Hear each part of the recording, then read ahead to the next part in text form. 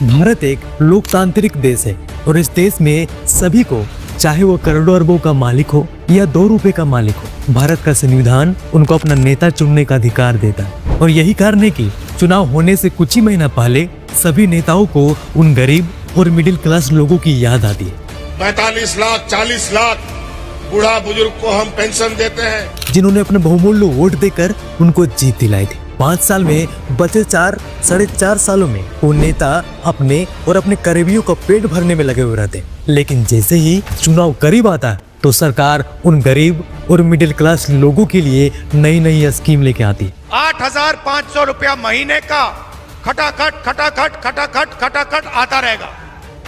1,000 रुपया महीना सीधे खाते में बहन के आएंगे और कई सारे झूठे वादे भी करती ताकि ये भोली भाली जनता इनको दोबारा से वोट करे। हाल फिलहाल में हुए लोकसभा चुनाव में ऐसे ही पैसों का लालच देकर कांग्रेस सरकार ने चुनाव जीतने की कोशिश की थी, जिसमें राहुल गांधी ने खुली रूप से इंडिया महागठबंधन सरकार बनने पर सभी महिलाओं और माता बहनों को 7,000 रुपए की समान राशि के तौर पर देने का वादा किया था। इस ऐलान से कांग्रेस सरकार भले ही अपनी सरकार नहीं बना पाई, परंतु उन्हें पिछले चुनाव के मुकाबले इस बार कई सारे सीटों पर जीत मिली।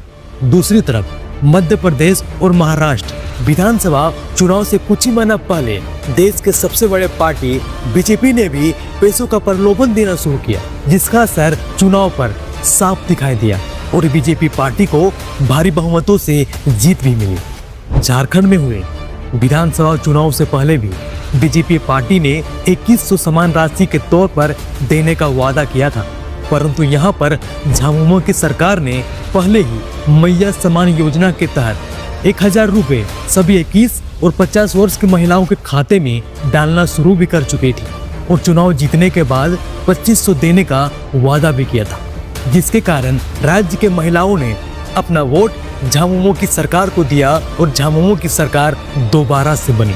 तो दोस्तों, इनसे यही पता चलता है कि भारत के नेताओं को वोट खरीदने के एक नई टेक्नोलॉजी मिल गई है। राज्य में जिस पार्टी की सरकार बनी हुई है वे लाडली बहन योजना, मैया समान योजना, महिला शक्तिकरण योजना के नाम पर महिलाओं का वोट पैसे देकर खरीद रहे हैं।